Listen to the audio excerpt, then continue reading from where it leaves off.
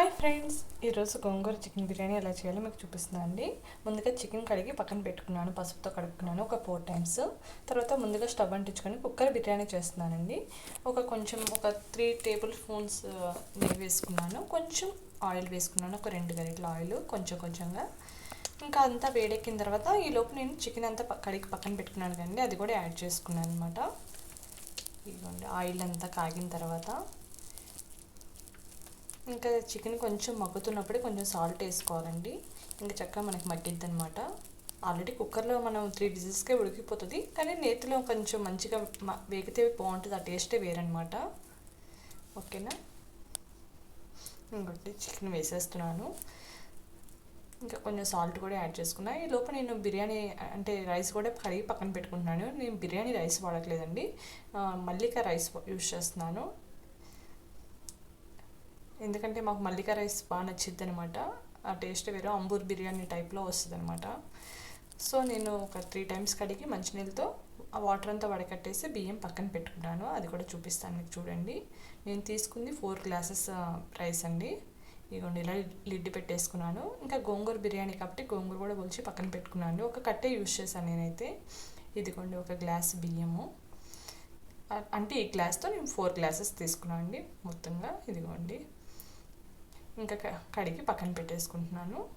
Water అంతా వడగట్టేసి, ఇవ్వండి, వడగట్టేసిన తర్వాత చూసారు కదా, అలా ఉండి పక్కన పెట్టాను.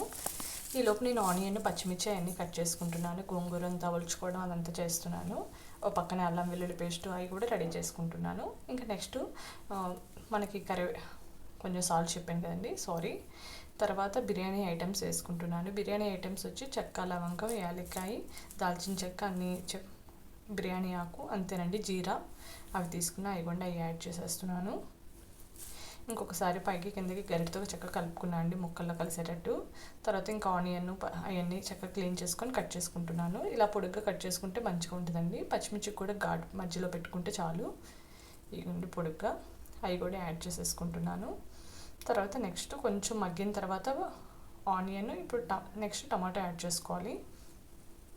ఇంకా టమాటా కూడా యాడ్ చేసిన తర్వాత ఇంకా గోంగూర ఆల్రెడీ కడిగి పక్కన పెట్టుకున్నాను కదండి, మడ్డు వస్తుంది కదా, అందుకని మడ్డంతా పోయేటట్టు కడుక్కున్నాను ఆకుకూర. అలానే ఎక్కువసార్లు కడుక్కుంటే దానిలో పోషక విలువలు అన్నీ పోతాయండి.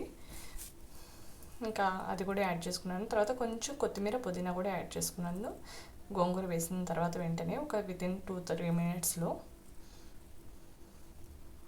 సారీ, ఈరోజు ఛార్జింగ్ లేదనమాట. వాయిస్ ఓవర్ కరెక్ట్గా వస్తుందో లేదో కూడా నాకు తెలియదు, ఎందుకంటే ఫోన్ ఛార్జింగ్ పెట్టి నేను వాయిస్ ఓవర్ ఇస్తున్నాను. ఓకేనా, ఏమైనా డ్రాబ్యాక్స్ క్లారిటీగా లేకపోతే ఏమనుకోవద్దు.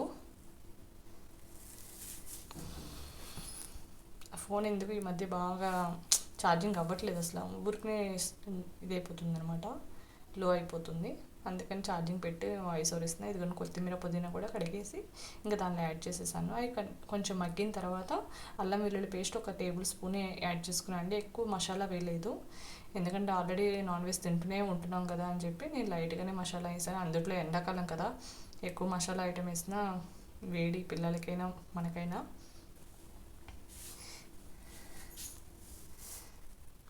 మా వాళ్ళకైతే చాలా బాగా నచ్చింది. ఇంకా నైట్కి అయితే ఏం మిగలలేదు, మంచిగా అయిపోయింది, కరెక్ట్గా సరిపోయింది. ఇంకోండి, మగ్గుతున్నప్పుడు ఇంకా కొంచెం పసుపు, 1 టేబుల్ స్పూన్ అదిగోండి అల్లం వెల్లుల్లి పేస్ట్ వేసాను. అది మగ్గిన తర్వాత పచ్చివాసన పోయిన తర్వాత నేను పసుపు యాడ్ చేస్తానండి. ఓకేనా, కొంచెం 1 టేబుల్ స్పూన్ అంటే కొంచెం చిటికెడు పసుపు వేస్తాను. తర్వాత 1 స్పూన్నర సాల్ట్ వేస్తాను, 1 స్పూన్నర కారం వేస్తానండి. అవన్నీ మంచిగా మగ్గిన తర్వాత కొంచెం గరం మసాలా వేస్తాను, ఒక 1/2 టేబుల్ స్పూను, అంతేనండి. ఇంకా అవన్నీ చక్కగా ఒక 5-10 మినిట్స్ అన్ని మసాలా అంతా మగ్గిన తర్వాత అప్పుడు వాటర్ ఎసరు పోస్తాను. మీకు చూపిస్తున్నాను చూడండి, కారం అది వేస్తున్నాను. కారం మనకు సరిపోతే లాస్ట్లో ఎసరు పోసినప్పుడు కూడా కొంచెం టేస్ట్ చూసి యాడ్ చేసుకోవచ్చు, ఏం కాదు, పచ్చివాసన ఏమీ రాదు. ఓకేనా, ఇంకొండి అవి చక్కగా మగ్గుతున్నాయి కదా. కుక్కర్ బిర్యానీ ఏంటంటే ఈజీగా అయిపోద్దండి, నియర్లీ 40 మినిట్స్ 35 మినిట్స్ అంతేనండి, ఎక్కువ టైం తీసుకోదు. ఓకేనా, ఇంకొండి మగ్గిన తర్వాత ఇంకా ఎసరు పోస్తున్నాను. 1 గ్లాస్కి 1 అనమాట, అంటే నేను 4 గ్లాసులు తీసుకున్నాను కదా, 8 అంటే 4 గ్లాసుల రైస్కి 8 గ్లాసెస్ వాటర్ పోసాను, 1కి 2, సారీ. ఓకేనా, ఇంకొండి ఎసరు పోసిన తర్వాత టేస్ట్ చూస్తున్నాను అనమాట సరిపోయిందా లేదని. ఇంక కుక్కర్ మూత పెట్టేసుకోవడమే. 3 విజిల్స్ అండి. ఇంకా